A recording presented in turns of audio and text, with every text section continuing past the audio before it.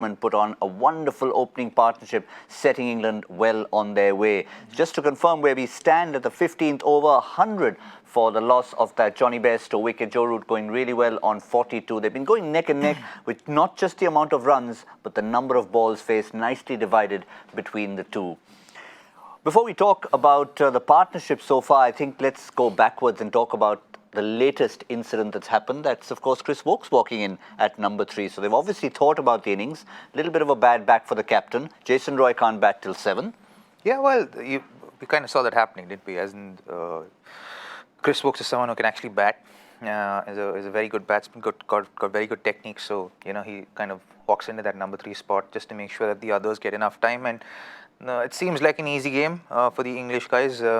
They seem like they have everything in control, and the West Indies are helping them along as well with 19, 20 wides so far. Yeah, it's a lot of wides. 3 overs extra in 15 overs. So. Certainly is, but it was all the Yorkshire show when things started, and we saw a little bit of a graphic when we were watching the game. 1% chance in terms of a match prediction for the West Indies. We don't often see that happening, but you can just almost see not enough runs on the board and England just bossing it. Yeah, they are bossing it. It's nice. They're stamping their authority on this tournament and playing like the favourites that they are so called. So, I think it'll be easy peasy, as they say, and should be over before the 30th.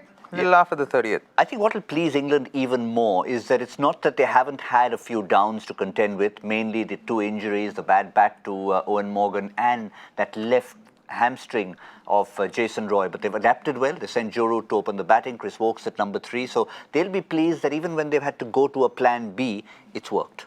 Well, yeah, as in obviously, I think they have their contingencies in place, and I think it was always in place, and it was just a matter of if. And today was a day of if, and they have the solutions in place. We expected naturally for the West Indies that they would come in with a lot of short stuff. They have come with the short stuff, but Robin, what is the reason that they haven't been penetrative with that?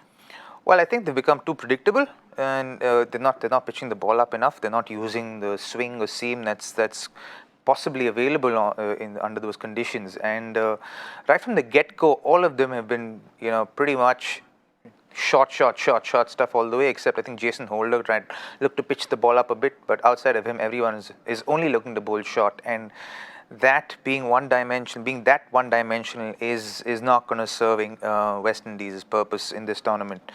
Maybe on a fresher wicket, if they're going bowling first, then they can still utilize a lot more of the pitch. Even if they're bowling second, they have to trust themselves to pitch the ball up from time to time, because otherwise you may rattle a few batsmen, but more often than not, it's going to be so predictable that you're going to get scored off.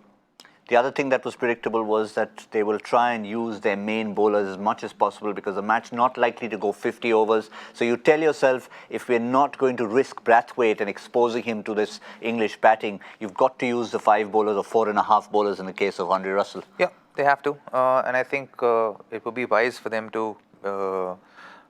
it would be wise for Jason Holder to bowl a lot more, because Shannon Gabriel seems to be having a little bit of an off day. So, I think Jason Holder, if he can bowl for a little bit more, I think could slow down the game a little bit and allow or push England take a little bit more time than they would. Yeah, so perhaps that's the only remaining question. It's not about if, it's about when. So the big question is, are we coming back in the 35th over for a combox, or are we going to wrap it up on My 11th Circle presents Cricbuzz Live? I think My 11th Circle presents Cricbuzz Live.